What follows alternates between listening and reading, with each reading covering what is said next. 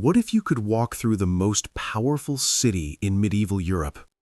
What if you could smell the markets, hear the cathedral bells, and witness a civilization so advanced it would shape the entire modern world? Today, we're going back to Paris. Not the Paris of cafes and the Eiffel Tower, but the raw, dangerous, magnificent Paris of the 1200s. And what we found will change how you see this city forever. It is the year 1200 AD. You are standing on the banks of the Seine River, and stretching before you is the largest, most populated city in all of Western Europe, Paris. Home to over 200,000 souls at a time when most European cities barely housed 10,000. Let that number sink in. While London was still a muddy town of wooden houses and unpaved roads, Paris had already transformed itself into something extraordinary, something almost impossible for its era. A city of stone, a city of scholars, a city of kings. But how did this happen? How did a small island settlement in the middle of a cold French river become the beating heart of medieval civilization? That is exactly what we are going to uncover today, and I promise you, the answer is far stranger and more fascinating than anything you have read in a history book. Let us begin at the very foundation, the Île de la Cité. This small island sitting in the center of the Seine River was the original Paris. The Romans called it Lutetia, a modest garrison town, a trading post, nothing more. But by the 1200s, it had become something almost unrecognizable. The island was now packed so tightly with buildings that houses literally hung over the river on both sides, their wooden balconies extending out over the water as if the city itself was trying to escape its own borders. The streets were narrow, barely wide enough for two people to pass shoulder to shoulder. The air smelled of smoke, of fish markets, of tanneries, of bread baking in stone ovens.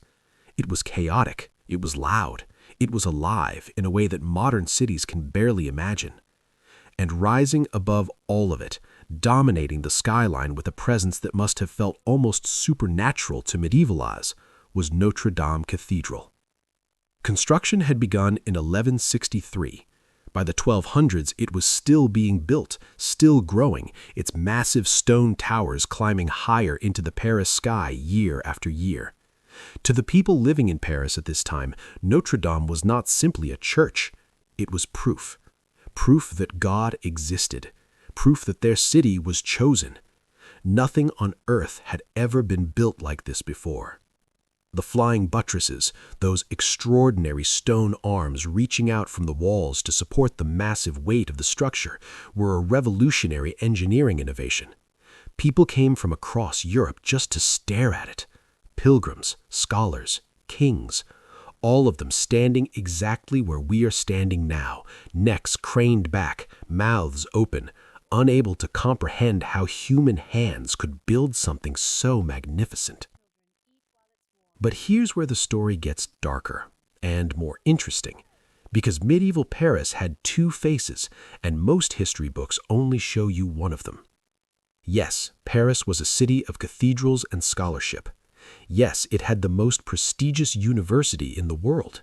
The University of Paris, founded in the early 1200s, drew students from England, Germany, Italy, and Spain. Young men who walked hundreds of miles just for the chance to study theology, philosophy, medicine, and law under the greatest minds of the medieval world. The left bank of the Seine, what we now call the Latin Quarter, was their domain, a neighborhood permanently alive with debate, argument, ink, and candlelight. These young scholars argued about Aristotle in the streets. They debated the nature of God in taverns. They wrote manuscripts that would still be read 800 years later. This was not a dark age. This was one of the most intellectually explosive periods in human history, and Paris was its capital. But step away from the Latin Quarter, cross back over one of the city's many stone bridges, and you enter a different Paris entirely. The Paris of the common people. And life here was brutal in ways that are almost impossible to imagine today. The streets were not paved. They were rivers of mud, waste, and garbage. There was no sewage system. Everything, and I mean everything, was simply thrown into the street or directly into the Seine. The river that provided the city's drinking water was also its open sewer. Disease was constant. Plague, dysentery, and fever moved through the crowded neighborhoods like invisible predators. The average life expectancy in medieval Paris was somewhere between 30 and 40 years. Children died in enormous numbers.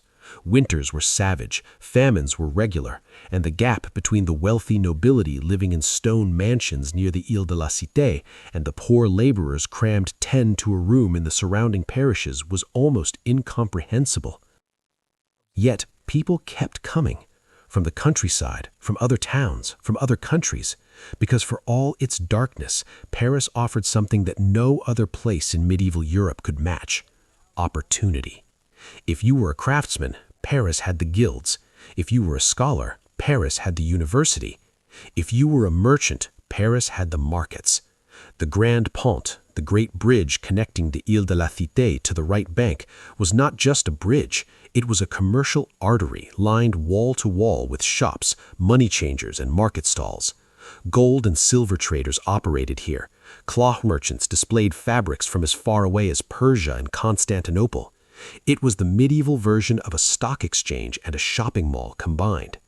Standing on that bridge in 1200 AD, surrounded by the noise of trade, the flash of gold coins, and the smell of spices, you would have felt the pulse of the entire medieval world beating beneath your feet.